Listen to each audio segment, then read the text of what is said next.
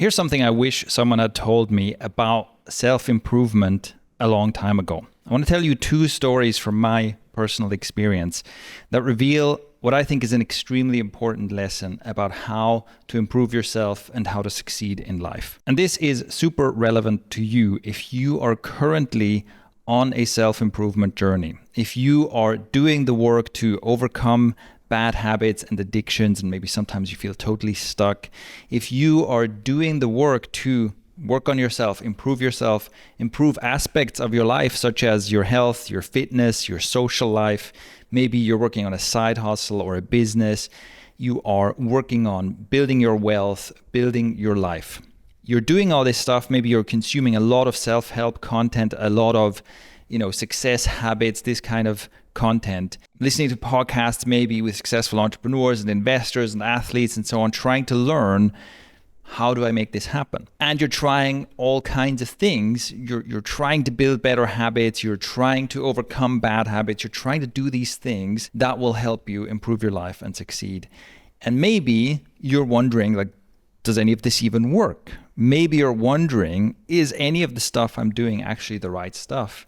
Will this lead to the result that I'm looking for? If that's you, I think these two stories from my own life are very important for you. So the first one is about one of my businesses. Over the years, I have founded and co-founded a number of businesses. Some of them were successful, some of them less so. One of them, my so far biggest, most successful business, was Thrive Themes. Thrive Themes is a software business that, while I was in charge of it, went from zero to becoming one of the market leaders in its sector, in its niche. And over the course of about 5 or 6 years, we went from a team size of 4 people to a team size of over 100 people. So that just gives you a sense of the scale. When I say this was a successful business, that gives you a sense of what I'm talking about here. But the important thing, the relevant thing that I really want to get across here, and that's surprising that I bet you wouldn't think, is what this actually felt like day to day, building this business from scratch to a really high level of success. For a moment, think about, what do you expect that story to sound like? If you hear that someone starts a business and within a few years it's a multi-million-dollar a year business and it goes from 0 to 100 employees in a few years, this kind of thing, how do you imagine that plays out? And the reason I ask this question is because one thing I noticed is that in the day-to-day of growing this business, it constantly felt like we were moving too slowly, and it constantly felt like I was stuck in one way or another. The experience is often that every time you have some burning problem you need to solve in your business, right? And every time you solve the problem, first of all, it takes longer than you want it to take. And by the time you've solved it, it seems like 2 new problems have appeared. And you're constantly struggling with problems. You're constantly seeing stuff that's not working well. It constantly feels like, okay, we wanted to ship this new feature and it's being delayed. We wanted to, solve this problem over here and it's taking longer. It constantly feels like everything is moving too slowly and you're constantly stuck. And it's only when you take a step back and look at how far have we come in the last year, in the last 2 years, in the last 5 years, that you realize, wow, we've actually made an amazing amount of progress. And my story with Thrive Themes is not unique. If you talk to founders, if you talk to people who have built successful businesses, you will often hear this story. You will often hear that on the inside, even a really successful business is kind of a constant mess, and people are constantly problem solving. People are constantly troubleshooting. Even if on the outside it seems like everything's going smoothly and it's a great success story, from the inside it often feels like it's a huge mess. It's going from one problem to another. And it's not, so that if the story in your mind is a successful business, building a successful business basically means like constantly winning, right? You're just like constantly succeeding, and every day you have more customers than yesterday. Every day everything is going better than yesterday. That is not the story that founders will tell you who have actually done it. You often only notice that you're growing when you have some kind of a breakthrough, or when you take a moment to actually look back and look at the bigger picture. So this seems to be something that's generally true for business. And I found the same thing applies to personal success and personal growth. At least this was my experience. At some point in my early 20s, I started really seriously getting into self-improvement. And the situation I was in at the time was basically like, I was looking at my life and I wasn't very happy with what I saw. I had all these problems. Many areas of my life were just not going well. So I was generally broke or almost broke. I was working way too much and way too hard for not enough money. I had dropped out of university and I was trying to figure out what to do with my life. To put it mildly, I was not a picture of success at the time. I also had all kinds of personal problems, so I had really low confidence, low self-esteem. I wasn't really confident in my ability to make something of myself. And I had all these problems, like I had difficulties being focused. I was very scatterbrained and unfocused and unproductive in general. I had all these bad habits that I struggled to get rid of. My diet was not great. I was exercising, but never as consistently as I knew I should. It seemed like I couldn't get myself to really build good habits and stick with them consistently. Also, I was single and I had no idea how to get a girlfriend. I felt very, very unattractive. I felt completely lost in that area of my life, and so on and so forth, right? So I was looking at the different aspects of my life and I was like, man, this is a huge mess. None of this is what I wanted to be like. How do I solve all these problems? And this is what got me really interested in self-help. So I really started reading books on this topic mainly. Started reading all these different books about, business books, how to build a business, how to become a successful entrepreneur, books about how to be more charismatic, how to socialize, how to make friends, books about how to communicate better, books about how to build habits, books about how to break bad habits, books about like everything, all kinds of stuff. And I tried all kinds of things, exercises to improve my mindset or to train my brain, different like business models, how to create a better business plan, this kind of stuff, learning about marketing, learning about strategy, learning about dating, I was trying to learn about all these different things to fix all these various aspects of my life. And in terms of what it felt like at the time, it was very similar to what I told you before about my business, where it felt like I was constantly trying to solve some kind of a problem. I was constantly experimenting with different, tools, different ideas to change my mindset, to build better habits, to learn new skills, and so on. And it was always like, well, is this working? I'm not sure. But most of the time, it just feels like I'm kind of grinding away at all kinds of problems. And then something interesting happened, and this was about 5 or 6 years into the process. I picked up a book. I remember picking up this book, and in the introduction of this book, and it was something about communication and charisma.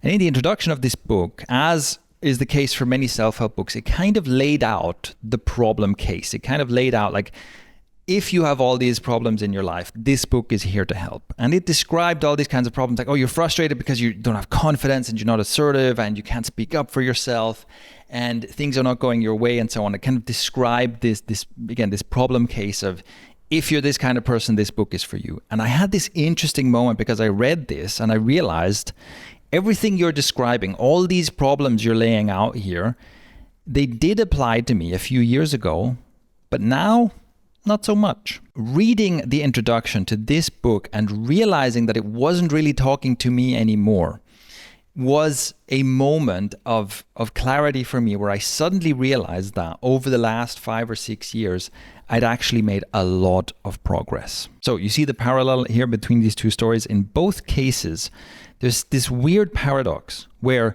even if you are growing, even if you're being successful, even when you're winning, it often feels like you're stuck. It often feels like you're treading water and not getting anywhere in the day-to-day experience. And you would be surprised at how much failure fits into a success story. So in the business example, even in a really successful business, there's going to be many moments of failure. You ship a new product or a new feature and it doesn't do well.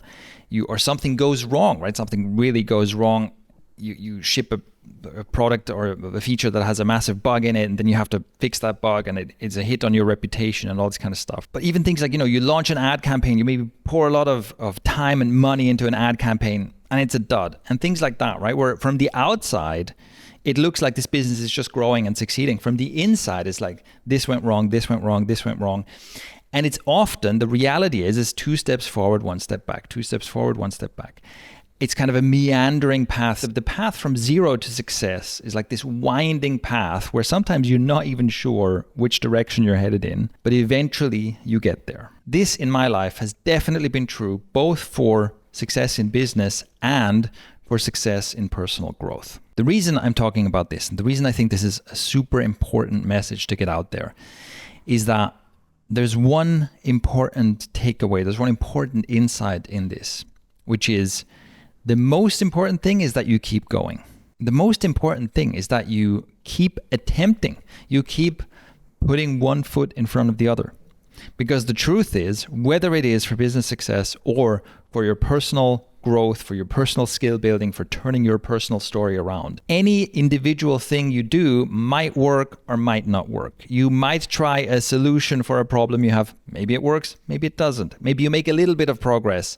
Maybe you make no progress at all. Sometimes you have these moments of breakthrough. Sometimes you do something and it's like a massive unlock, a clear success, and that's great. But that's pretty rare. For most people, that doesn't happen very often. And the thing is, it doesn't have to happen very often, because how you really win is consistency. Right? Consistency, one foot in front of the other. You keep trying, you keep going. That is how you end up actually winning. Even if it feels like you're stuck, even if it feels like you're not making progress, the most important thing is that you just keep going. There's an unfortunate disconnect between this reality of what it takes to succeed and what success looks like, and especially online content. Because every content creator, and look, I noticed this too, and you can see this as well if you look at some of my videos and the titles and stuff. Every person who makes content about success and self-improvement and so on is highly incentivized to promise instant success, shortcuts, and breakthroughs. And of course, that's what we're most interested in. What you want is the fastest solution to your problem. You want the one thing that gives you the instant breakthrough with no effort whatsoever. That's what we all want, because here's the instant breakthrough to solve your problems and succeed is always more interesting than here's the slow and steady way to eventually succeed. That is the kind of content that everyone makes. And because people are incentivized to make it, a lot of people just make shit up. Things are being presented as the breakthrough solution when they're just not. And it creates a whole distorted, wrong idea of what to expect, because you think that, oh, if I really knew what I was doing in business, I would go from 0 to hundreds of thousands in revenue in a few weeks, because that's what all the thumbnails on YouTube say. And if I want to improve my dating life, all I need to know is the right 5 dating secrets to go from 0 to 100 Tinder matches in 1 week or whatever, right? It's always something like that. That is what you're being shown. And so when you're making slow and steady progress, when it feels messy, when you're not even sure whether you're making progress, which is what winning actually feels like, it feels like you're failing. And the worst thing you can do is think, oh, I'm not constantly winning. I'm not constantly having breakthrough successes. I must be doing it wrong, and you give up. So that's what I'm here to tell you is the most important thing is that you know what you're aiming for and you just keep going. You just keep going every single day. You will be surprised at how much of a difference that makes and at how far you come in 1 year, 5 years, 10 years, even if it doesn't feel like you're making much progress. Now, one practical tip that I can give you here that has helped me enormously with this is simply writing. I highly encourage that you create a habit of just writing things down. Write down what you're thinking about, what you're going through, what problems you're currently trying to solve, how you're trying to solve them, and so on. It doesn't have to be daily journaling, but make a habit out of writing down. For example, you're starting a business, you read some book about whatever, strategy, and you go, okay, here's what I'm trying to do, right? I just read this book, here's what I'm going to try to do. This is where I'm at, basically. Or you describe a problem you currently have, like, okay, I really want to go to the gym regularly, but I can't seem to make this stick. So, I bought this book about habits. I'm trying to learn this method. I'm trying to go to the gym regularly. Like describe what you're working on, what you're currently trying, and how it feels. And that is, first of all, very useful because it can help make your plans more deliberate and more intentional by writing them down.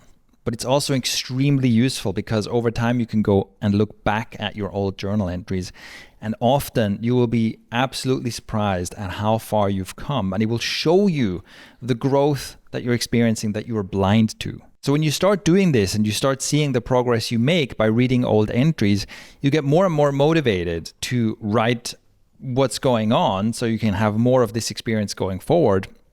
And it helps you do what I call trust the process. And I have a series about this. I'll link to the first video in that series in the show notes here in the description. Trust the process is basically where you have a series of habits that you set up that you just know these are the things that are going to keep me on target. These are the things that are eventually going to get me the results I want.